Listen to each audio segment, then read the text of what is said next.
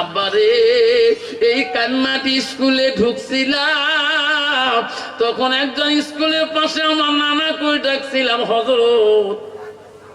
মাঝে মাঝে স্কুলে গেছি নানা কইছি নানা রে, নানি কই, মাঝে মাঝে ডাকছে মলরা রে। আমি দুনিয়ার সব বলতে পারি, তোর নানির কথা কেড়ে ভুলি না। স্বপ্নের মধ্যে আমি তোর নানিকে প্রতি রাইতে দেখি। ও ভাই দোয়া করিস, আমার এই বিয়ের স্ত্রী যেদিন থেকে যায়, আমি যেখানে যাই সেখানে মনে হয় হযরত নানাজি আমার স্কুলের পাশে বাড়ি গো। এই কথাটা আমাকে প্রায় রাস্তায় দেখলে বলো ভালো না রে, আমি তো নানির কথা কেন রে পাশে দিতে পারি না। ওই নানা বলতে চোখের পানি বসিয়েছিল। আমি একদিন স্কুল দিয়ে ওনার বাড়িতে গেলাম, নানাজি অসুস্থ, জল চোখের মধ্যে বেরিয়ে বসে আছে। নানা কেন এলা রাস্তা পথে চলিস না, শরীর কেন দুর্বল? নানা রে মোকাও ভাই, তোর নানি দেখ ওই যে শুয়ে আছে রে, আমারও মনটা যায় ওই কবরে, আমার মনটা যায় শুয়ে থাকবে। দেখো বাবা, মহাব্বতের বিবি নবীজি ইতিহাস বলিয়া গেল, বিয়ের স্ত্রীর মতন ভালোবাসা রে কোন স্ত্রী দেখাইতে পারবে না। আমার নবী খাদিজা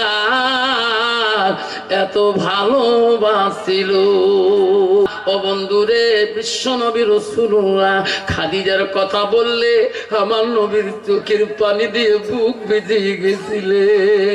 ও বন্ধুগণ, আজকে এই কান্নার জমিরে গো, ও সোনা, মহাব্বতের বিবি কবরে আছে গো, মহাব্বতের মা কবরে আছে গো, মহাব্বতের আব্বাটা কবরে আছে। কেউ কান্দিনি প্রসব কালে, কেঁদেছিল শুধু তোমার মা। মায়ের দিলে কেহ ব্যথা দিও না। আল্লাহ নবীর দরবারে একজন সাহাবীর স্ত্রী আসি বলল, ইয়া রাসূলুল্লাহ, হাবিবুল্লাহ, আমি তোমার কাছে দোয়ার জন্য আসলাম। নবী বলল, মা তুমি কে মা? আমি তো তোমাকে চিনলাম না। মহিলাটি বলল, হুজুর আমাকে চেনেন নাই? না ওগো নবী, আমি একদম তোমার সাহাবীর স্ত্রী। কেন মা তুমি আসলি? ওগো নবী, আমার স্বামী বড় অসুস্থ, আমার স্বামী কথা বলতে পারে না, আমার স্বামী ও হুজুর জবান দিয়ে কথা বলতে পারে না, আমার স্বামী জবান বন্ধ হয়ে গেছে, আপনি বিশ্ব নবী হন, দোয়া করে দেন। নবী বলো, মা তুমি কোন সাহাবীর স্ত্রী? আমি তো তোমাকে চিনলাম না। তখন বলো, গো নবী আমাকে চিনেন নাই? না না, আমি হলাম আলকামার স্ত্রী, আমার স্বামী আলকামা জবান দিয়ে কথা বলতে পারে না। বিশ্ব নবী বললেন, এ বেলাল ও আলী রে, যা যা, আমার আলকামার বলে জবান বন্ধ হয়ে গেছে। ওনার বিবি আমার কাছে বলল, তোমার মুখে না শোনা পর্যন্ত আমি নবী বিশ্বাসে আনতে পারি না। হযরতে বেলাল, হযরতে আলী আলকামার বাড়ির দিকে চলে গেল, যে দেখে আলকামা জবান কথা বলতে পারে না। হযরত আলীকে বেলাল বলল, ওরে তুমি নবীর জামাতা একটু দোয়া করে দাও। হযরত আলী বলল, আমার দোয়া কামে আসবে না, চলো চলো নবীজির দরবারে যা বলি। নবীজির কাছে যে হযরত আলী বলল, ইয়া রাসূলুল্লাহ, আলকামার বিবি যা বলছে সত্য গো, মিথ্যা না।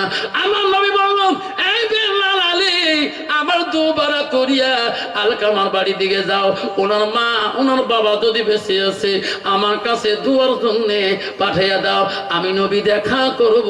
বিশ্ব নবীর সাহাবী হযরতে বেলাল আলী গেলেন, দৌড়ি দৌড়ি যা আলকামার বাড়িতে পৌঁছে গেলেন।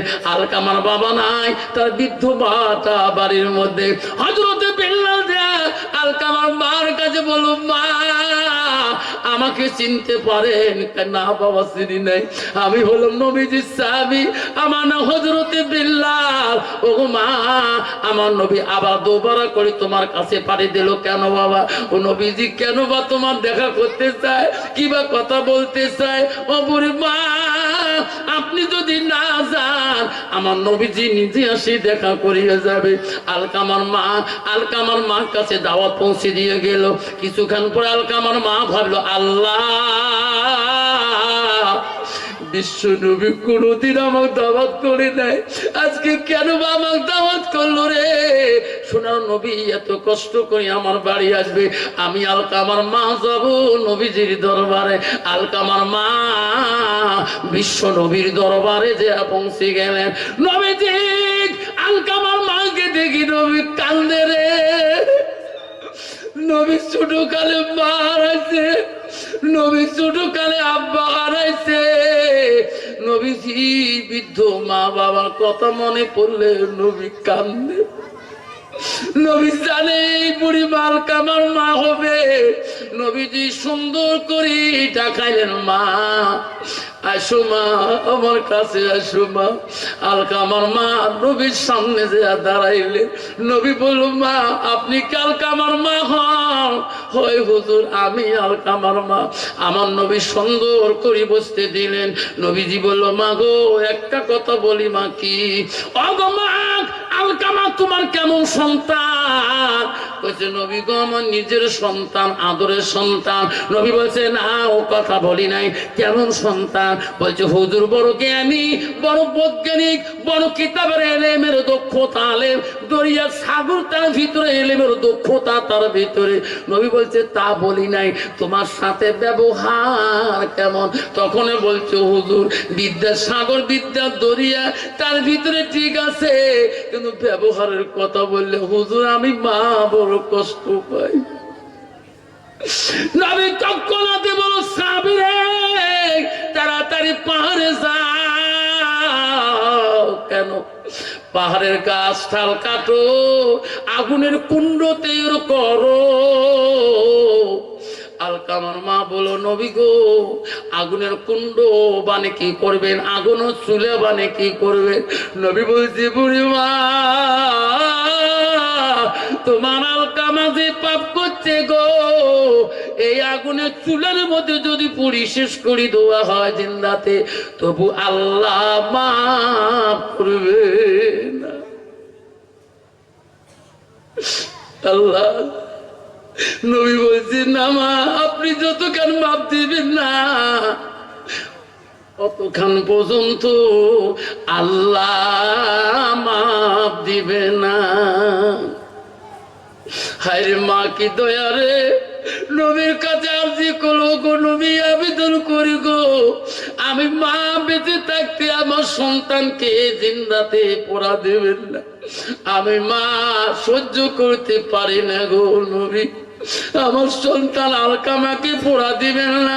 নবী বলছে, মা আপনি যদি মাফ করে দেন পৃথিবীর কোনো মানুষের দোয়া লাগবে না, আপনি মাফ করে দিবেন, আমি বিশ্ব নবী দোয়া করে দেব, আল্লাহ তোমার সন্তানকে আল্লাহ মাফ করে দিবে।